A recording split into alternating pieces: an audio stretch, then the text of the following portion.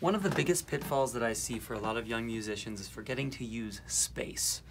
I'm going to give you some exercises to try to increase your awareness of where and how you can use space in the context of a solo. I've shown you just recently how to use goal notes in your solos. I've shown you an exercise for how to be musical, but now I'm going to show you an exercise for how to use space. And it has to do with, you'll have to know those other things too, so maybe go back and watch those two videos as well. So this one, we're going to use Autumn Leaves again, and we're going to practice by, let's stick within one octave still. So F to F, and the song obviously.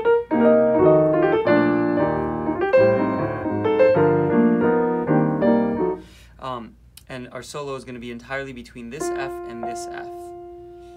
Well, let's just say if I didn't want to use space, this is what it could sound like.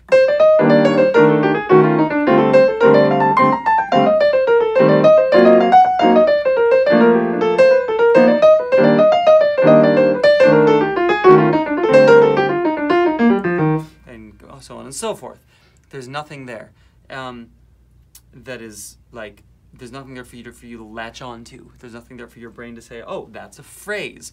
So what I want you to do is pick a note where you feel like the phrase begins. Let's just say this is your beginning of the phrase. And end on that same note and then stop, okay? So and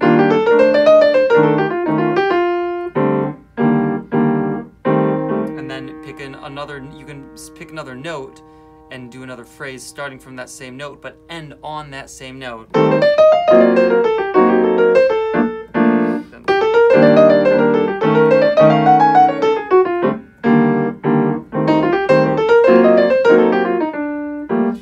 There's one caveat to this. It doesn't have to actually be the same note. It could be a note above or below it. So, but just make sure it's like in the same range, either one step above or one step below, half or whole step, doesn't matter, so that you're diverging from it and coming back from it and then stopping, okay? So let's say I start here on the third. My end would be either here or here, and it doesn't matter where. I'm going to slow it down and show you, so I might go like...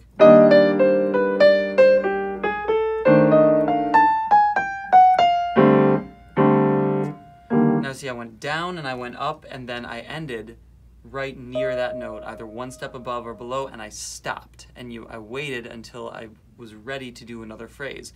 That next phrase can come at the pickup of another bar, but yeah, you have to make sure that your brain knows this phrase is beginning and this phrase is ending, and that will make huge differences in your solo. It's not just about starting and stopping, it's about phrasing. So let's see how that looks a little more, all right? I'll start here, and then I'll end either here or here.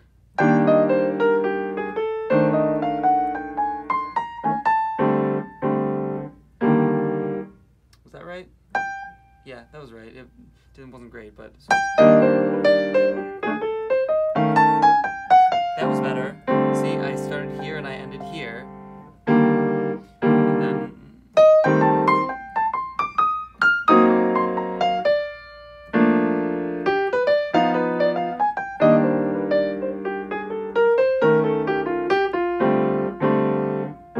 I started that phrase here, it was on a pickup, and then I went up and down and ended it here, right next to it. Do that in any song that you want, and do it in all keys with whichever song you pick, so that you don't limit yourself into one key or another.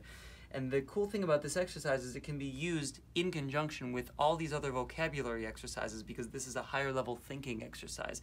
It doesn't have to do with the vocabulary you're using. You could be playing any sort of jazz vocabulary and use the same technique of diverging and coming back to a note to create a phrase and use space.